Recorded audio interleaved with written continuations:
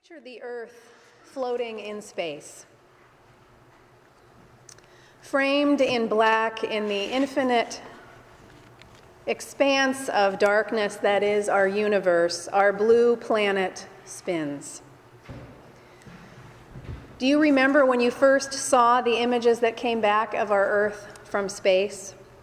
From that vantage point, we see our vast planet looking tiny. We understand now, in a way that we couldn't before, that we are all connected. We are bound together, floating on this blue boat home.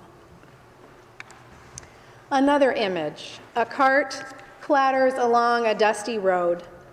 A bell tolls, signaling that worship is soon to begin. Cows with bells around their necks walk calmly along and soon are joined by people, grandparents, children, parents with babies, all making their way to the Unitarian church in the village, where their ancestors have been worshiping for more than 400 years. In Transylvania, which is in Romania, in Eastern Europe, hundreds of villages are Unitarian. All over Transylvania, parishioners make their way to church each Sunday with hands gnarled from years of hard physical labor. They have suffered under totalitarianism and have seen people tortured and have experienced betrayal. They are tired, but the sharing of communion sustains them. They are literally nourished by the ancient tradition they carry forward. They find meaning in the preservation of their faith, knowing that they must pass it on to the next generation as the previous generations did for them. Another image, a barn filled with dairy cows. Sitting on a hillside surrounded by woods, the red barn with its 2 silos is no longer the home of calm, contented cows. Now, it is a thriving Unitarian Universalist community. 50 years ago, a group of liberal-minded folks decided they wanted to pull together a church, a place to raise their children together. At first, they gathered around a speaker as the service was broadcast over the phone, beamed all the way to them from the closest existing UU church 20 miles away. And that was totally cutting-edge technology at that time, let me assure you. I am so glad that they did.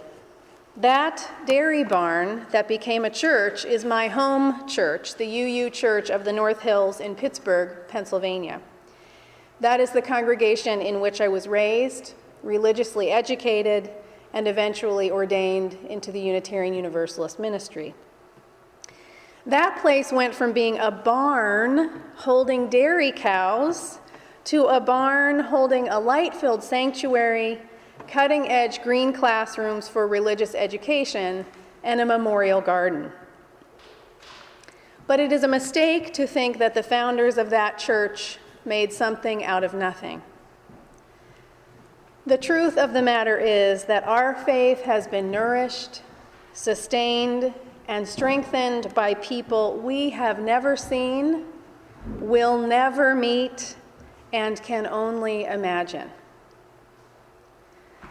Unitarian Universalist minister Peter Rabel paraphrased a passage from Deuteronomy when he wrote, "We build on foundations we did not lay. We warm ourselves at fires we did not light. We sit in the shade of trees we did not plant. We drink from wells we did not dig. We profit from persons we did not know. We are ever bound in community." In northeastern India, we have a huge number of Unitarian churches. In this very humble setting, Unitarian families have found a way to support the church financially that is quite inspiring. Before cooking each meal, a handful of rice is put aside. At the end of each month, a representative from the Unitarian Women's Group visits each Unitarian home and collects the gathered rice, which is then sold.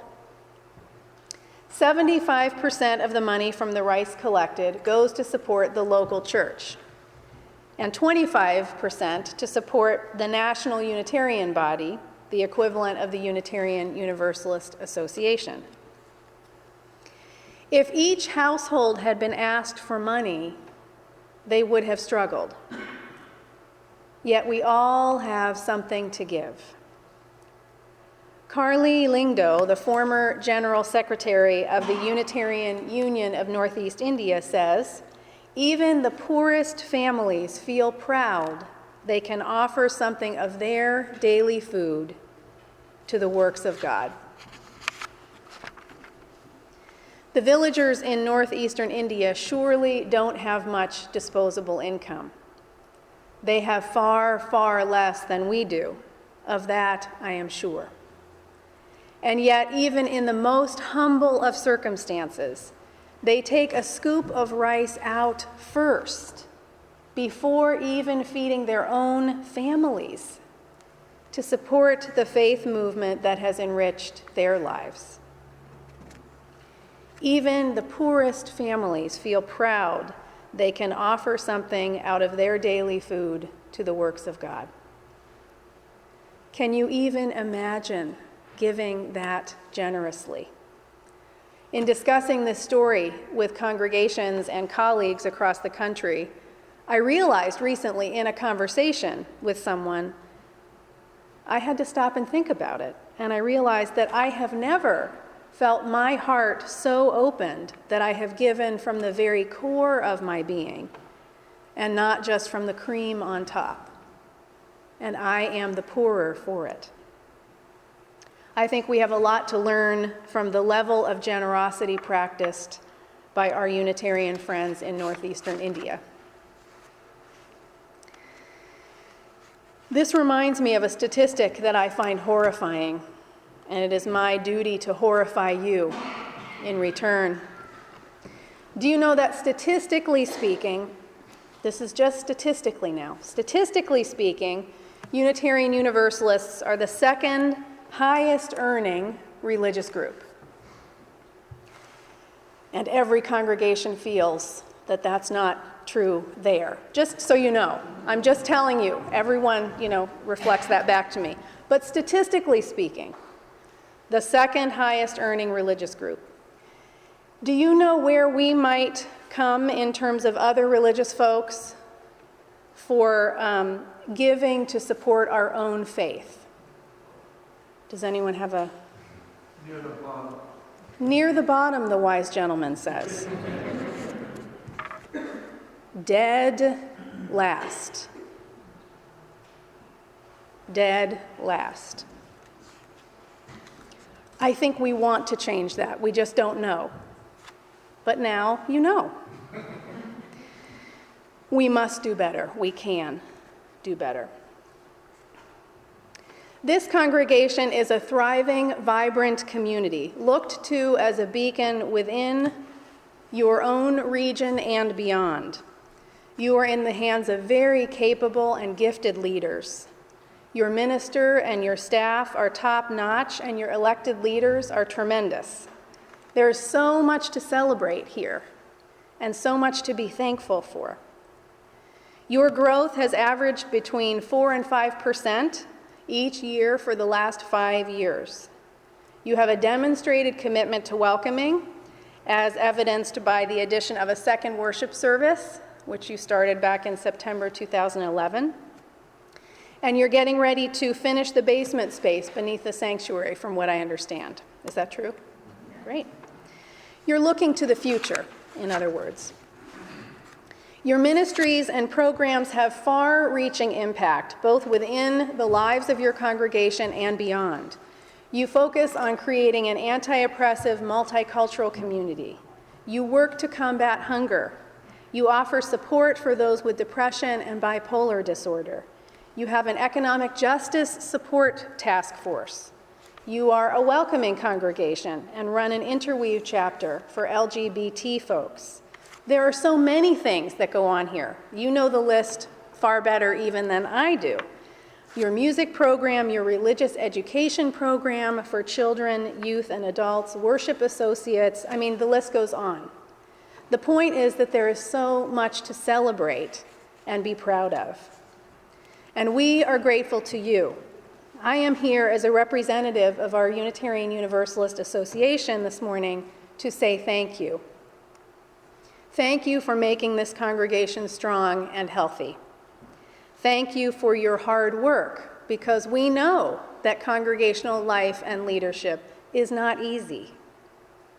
Thank you for your support of your district through your participation and your leadership, and for your support of the Unitarian Universalist Association.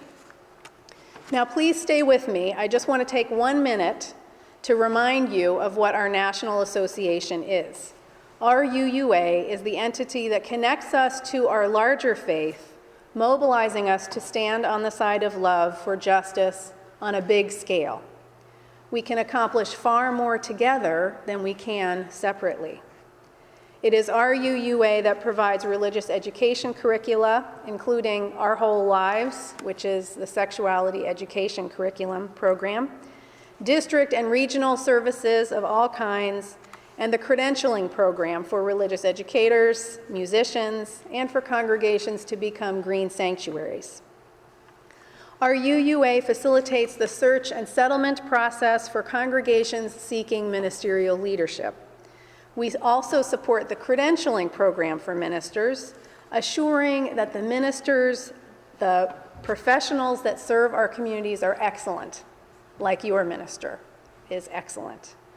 We offer the annual General Assembly, which is a profound experience for those who attend. Has anyone ever attended General Assembly? Look at those hands up high and proud. Awesome. The UUA reminds us that we are not alone. We are a part of a larger faith tradition, a movement through time. Thank you for being stewards of our larger faith. Your congregation has given your fair share to our association for years, and I hope that you will continue to do so. We want you to know that we are cheering you and supporting you and learning from you. And again, that you are not alone. The people who wanted to create a Unitarian Universalist presence in my hometown did not always agree as they made their way forward. You know, because they were a group of people, and more than that, Unitarian Universalist people, you know that they did not always agree as they made their way forward. There were bumps in the road and controversies. People left the church. There were close votes and arguments, and it could have easily gone another way. But they persevered. The church has gone from fledgling to small and struggling to vibrant and transformative. And this year, they are celebrating their 50 years since the church's founding. The first president of the newly formed Unitarian Universalist Association, Dana McLean Greeley, understood the impulse that motivated my home church's founders. At the time of the consolidation of Unitarians and Universalists in the early 1960s, he wrote, "Liberal religion is not an institution. It is a movement in history, a set of values, and a way of life. We believe in change and growth. If we have faith in the future, we must be convinced that our great heritage is insignificant in comparison with the role of liberal religion for tomorrow. Without vision, we would perish, and that role would be realized by others in our stead. But with vision and a commensurate commitment, our own efforts may prove worthy of the promise of yesterday." I believe that our faith is desperately needed in the world, and that it is worth working for, sacrificing for, devoting our lives to. I suspect that you think so too.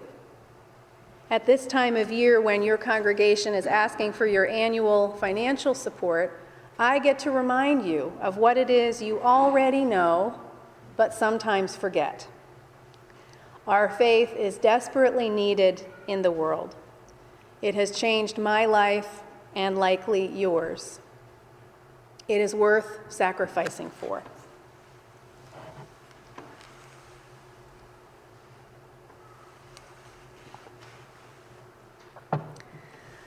I cried in an airport recently. I was sitting in the waiting area, preparing for my connecting flight to start boarding. The airport television channel was broadcasting, blaring, really, above my head, and it held us all captive.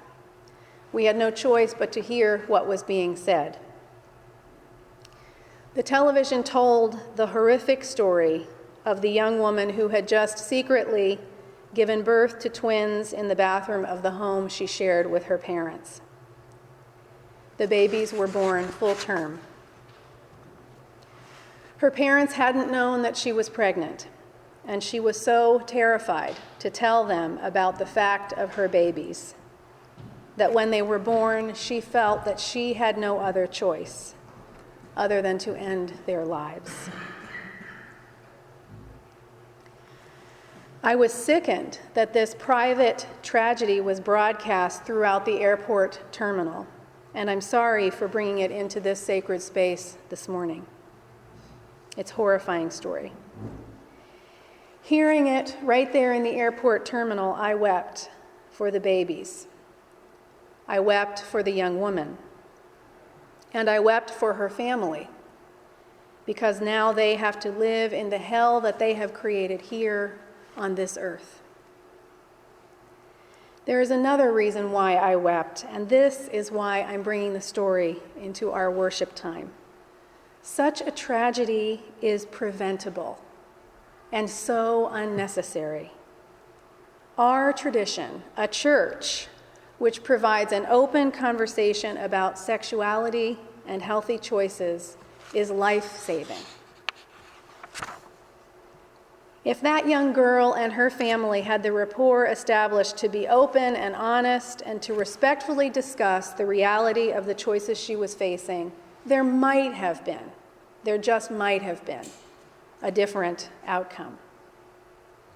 The fact that this church is a place where sexuality can be discussed is unique, life-saving, and necessary for the healing of our world.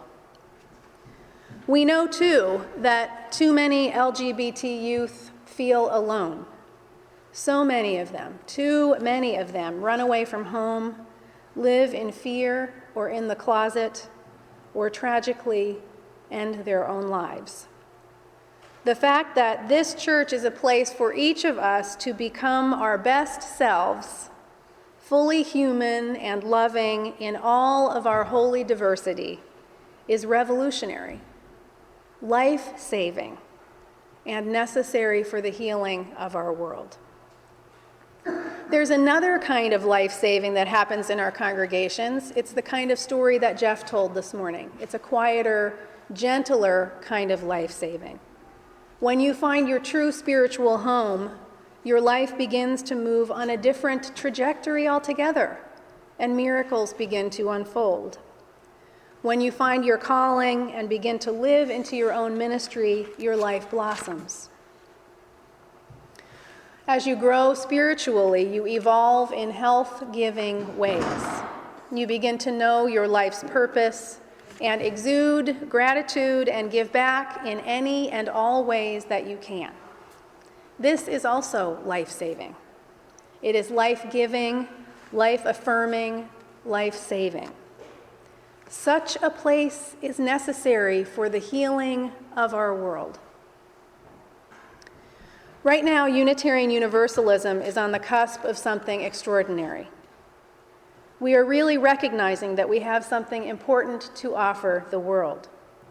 We are standing on the side of love and taking ourselves more seriously as a people of faith.